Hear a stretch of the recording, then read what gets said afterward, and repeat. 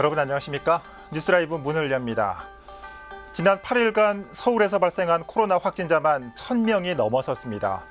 하루 평균 130여 명, 하루 수백, 수천 명씩 늘어나는 해외 확진자 사례를 보며 조금은 안일했던 걸까요? 내일이 더 걱정되는 부끄러운 성적표를 매일 아침 기다리고 있습니다. 오늘부터는 서울 전역에서 마스크를 의무적으로 착용해야 합니다. 8월 24일 뉴스라이브 지금부터 시작합니다. 오늘의 헤드라인입니다. 오늘부터 실내외 마스크 착용이 의무화되고 방역수칙을 위반한 다중이용시설은 곧바로 집합 금지 명령이 내려집니다. 예비 타당성 조사까지 진행된 KTX 의정부 연장 사업의 취소 움직임이 일자 서울 동북부 정치권이 사업 정상 추진을 요구하고 나섰습니다. 유동균 마포구청장이 정부의 상암동 공공주택 공급법 관련해 정부가 참여하는 사자간 협의체 구성을 담은 요구안을 제시했습니다. IoT를 기반으로 거주자 우선 주차 공간을 잠시 빌려 사용할 수 있는 스마트 공유 주차 서비스가 강남구에 선보였습니다.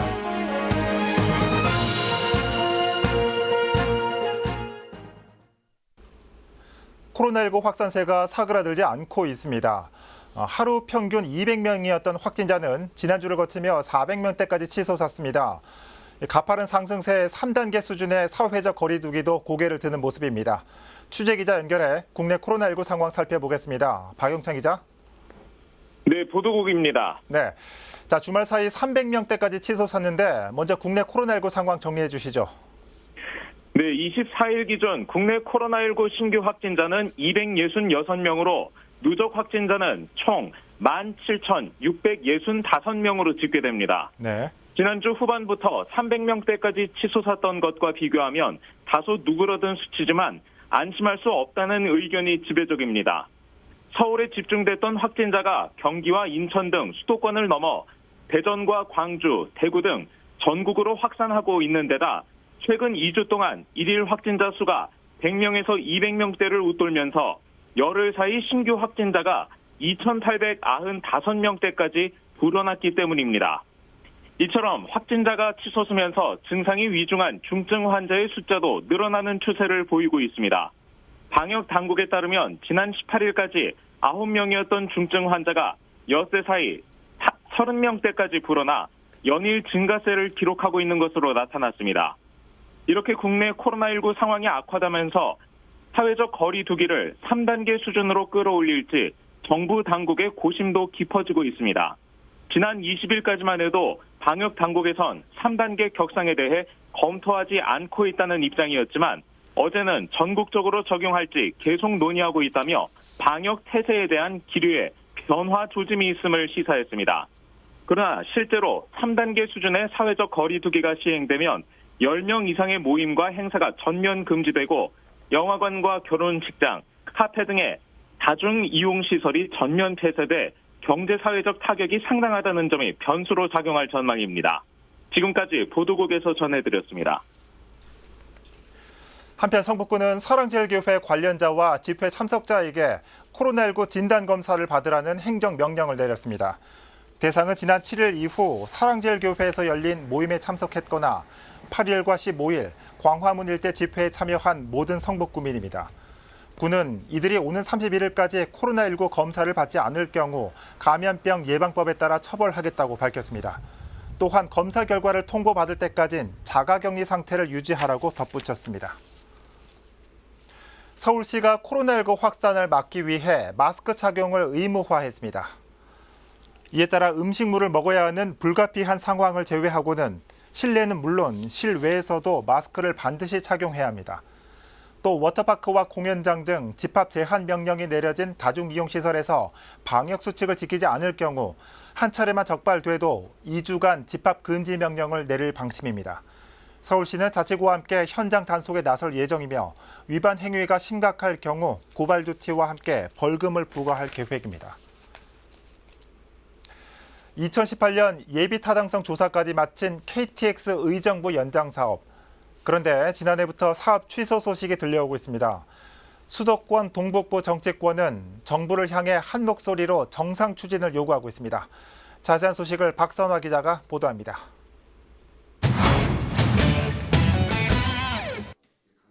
지난 5월에 이어 두 번째 열린 KTX 의정부 연장 간담회.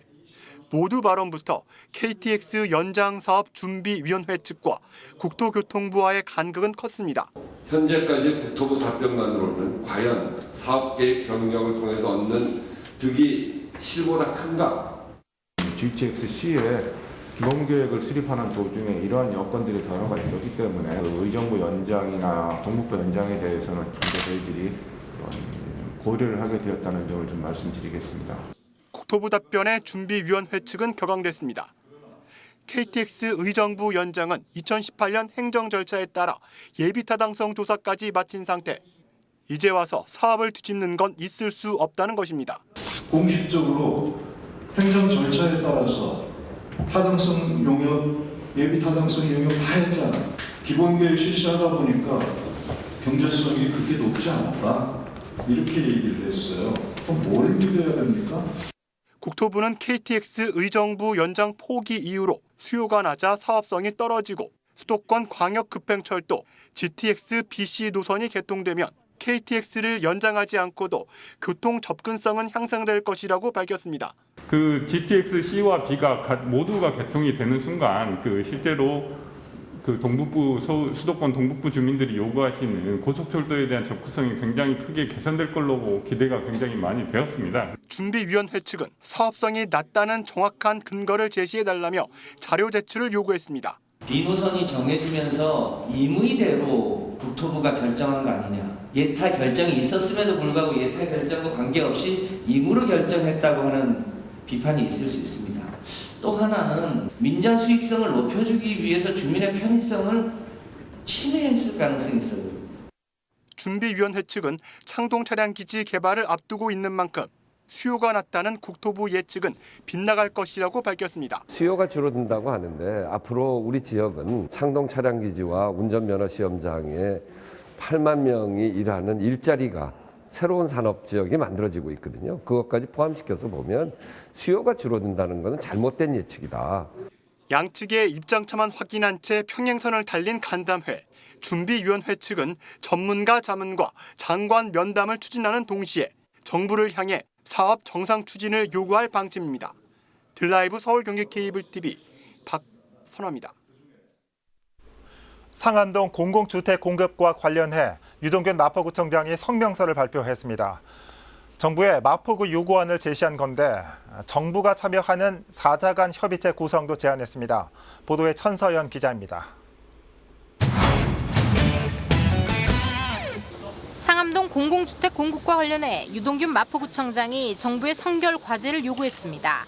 핵심은 교통과 교육. 먼저 고양 창릉 신도시 개발 등으로 월드컵로 일대의 교통량 증가가 불가피한 상황에서 공공주택까지 들어서면 현재보다 최대 40%에 달하는 교통량이 증가될 것이라며 종합교통대책 마련을 요청했습니다. 도시철도망 확충과 월드컵 대교의 조속한 완공, 월드컵로 정체 해소 방안 요구 등 세부 내용을 담고 있습니다. 교육 부문은 더욱 완강했습니다. 상암동 일대 6,200여 세대가 입주할 경우 중학생은 680여 명이 늘어나 26학급이 증설돼야 한다는 것, 초등학생도 770명이 늘어 10학급 증설이 불가피하다고 밝혔습니다. 이에 학교 신설이나 학교 부지 확보 없이는 학생 수용이 절대 불가능한 상황이라며 정부의 대책 마련을 촉구했습니다. 두 문제에 대한 구체적인 해결 방안 없이는 공공주택 건립 수용은 어렵다는 입장을 분명히 했습니다. 한편 유동균 구청장은 정부가 참여하는 4자 간 협의체 구성을 제안하기도 했습니다. 상암동 지역 종합계획 수립을 위해 국토부와 서울시, 마포구와 지역 주민들이 참여하는 협의체를 구성하자는 것, 공공주택 공급과 관련한 최적안을 협의체 안에서 논의하자고 제안한 겁니다. 딜라이브 서울 경기 케이블 TV 천선입니다.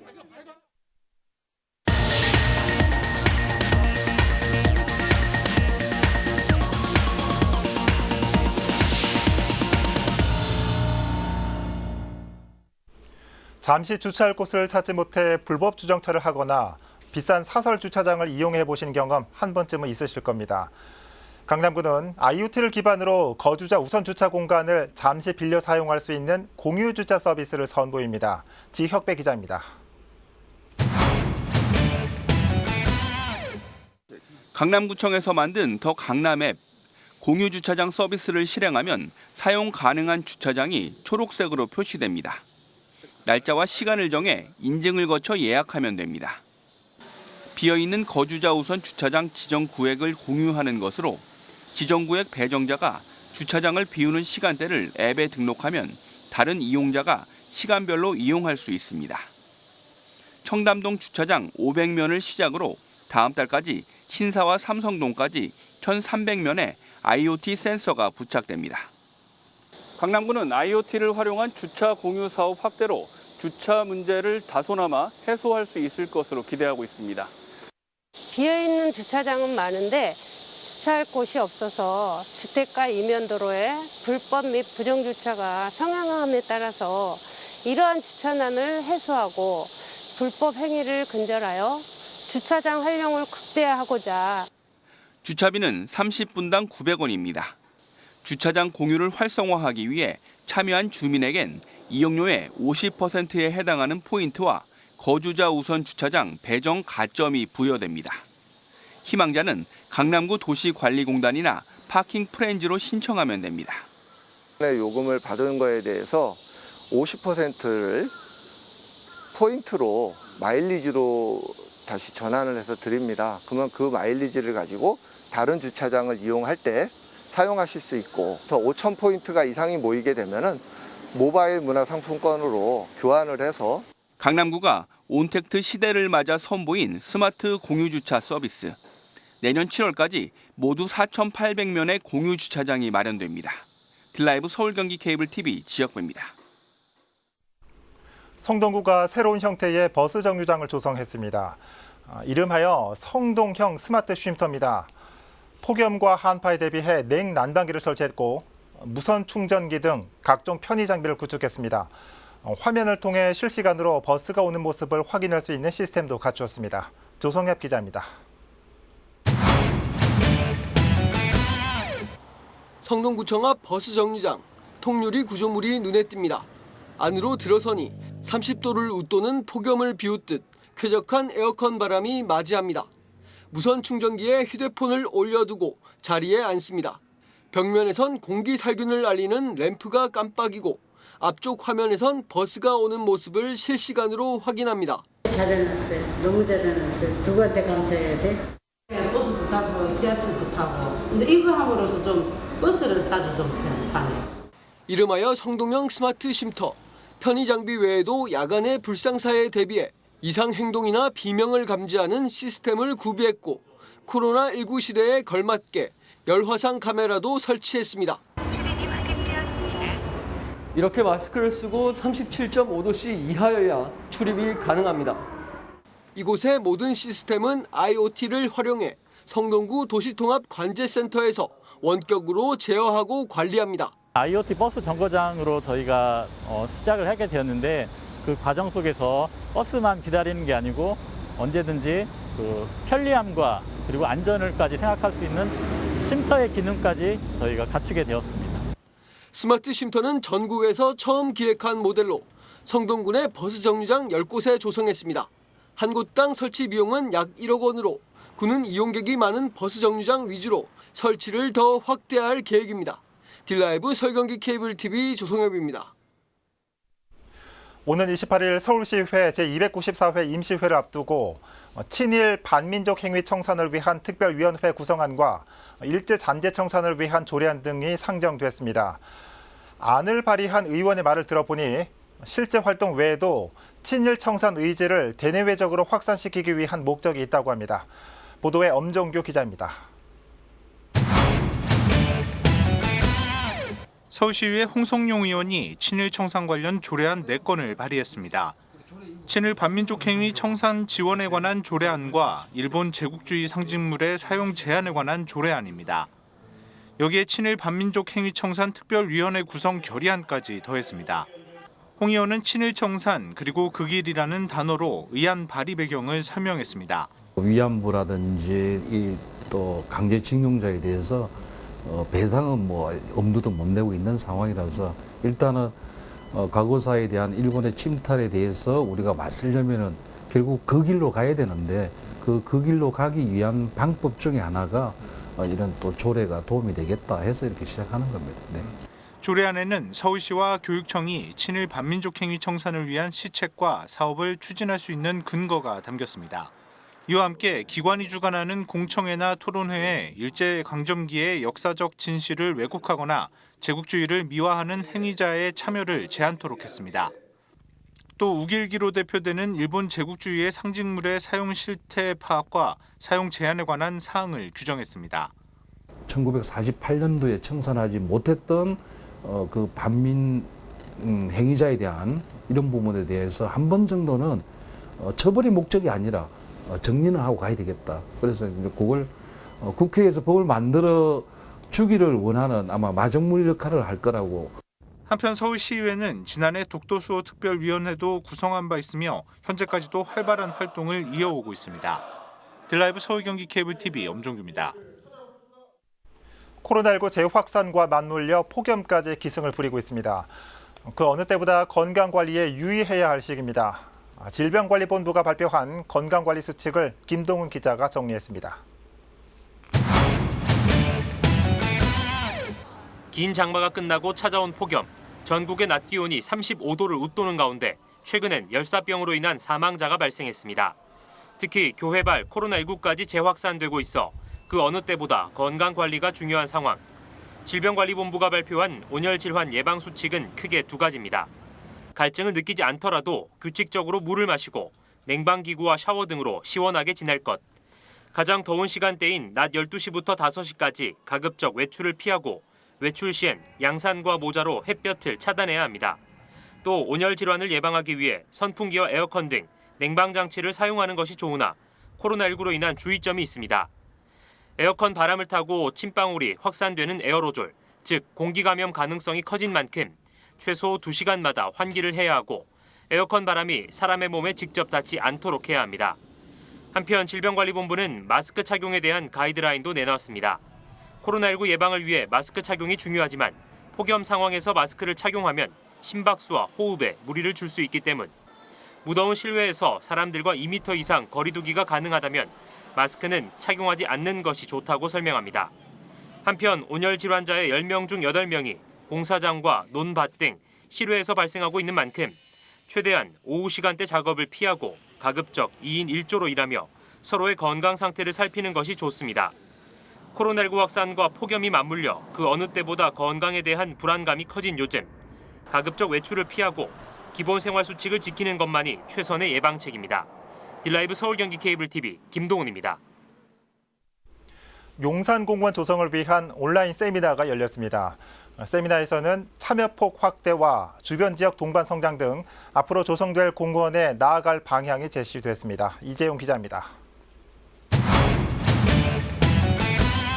지난 1일부터 부분 개방을 시작한 용산 기진의 미군 장교 숙소 5단지입니다. 이곳에선 지난 19일 용산공원 조성에 관한 온라인 세미나가 열렸습니다.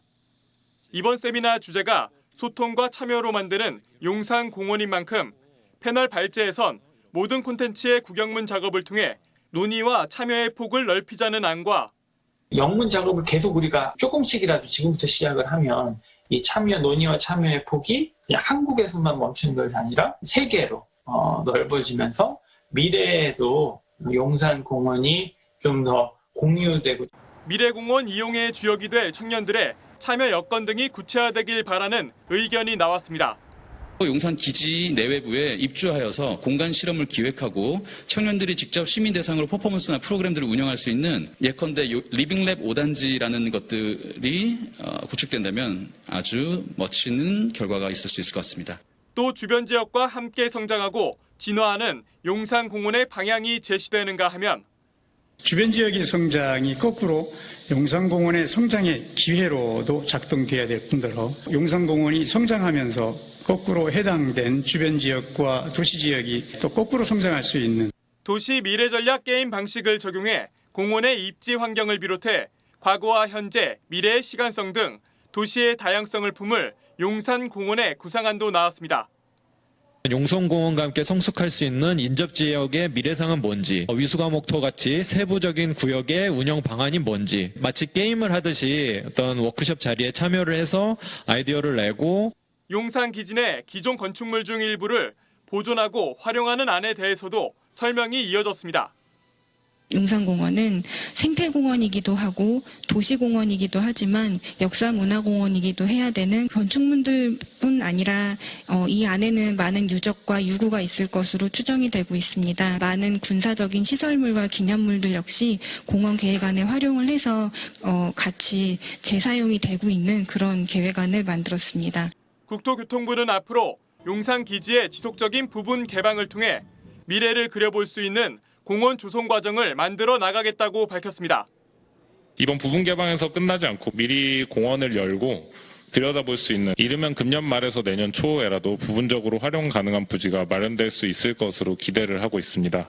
한편 국토교통부는 올 하반기에 용산공원 국민참여단을 모집하고 지난 7월에 공개된 용산공원 국제공모당선 조성 계획안에 대한 국민 권고안을 내년 6월 안으로 수립할 계획입니다. 딜라이브 서울경기 케이블TV 이재용입니다.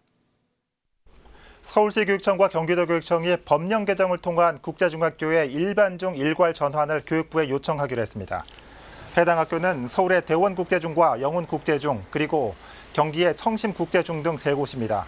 이번 요청은 중학교 의무교육 과정에서 모든 학생에게 균등한 교육 기회를 보장하고 교육의 공공성을 강화하고자 하는 취지에서 이루어졌습니다.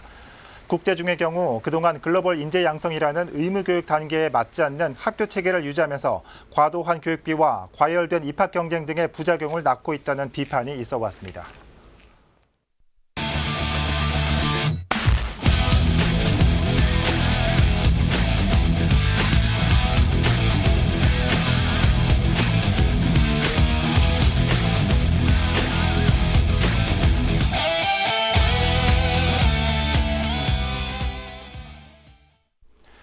지난 15일 광화문 인근에 잠시라도 머물렀던 분들 익명 검사도 가능하니까 서둘러 진단검사 받으셔야겠습니다. 검사 안 받다가 26일 이후 확진될 경우 진료비 청구 등 불이익을 받을 수도 있습니다. 깜깜이 감염도 문제인데 개개인의 깜깜이 대처가 화를 더욱 키우고 있다는 점 잊지 마시길 바랍니다. 뉴스라이브 마칩니다. 시청해 주셔서 고맙습니다.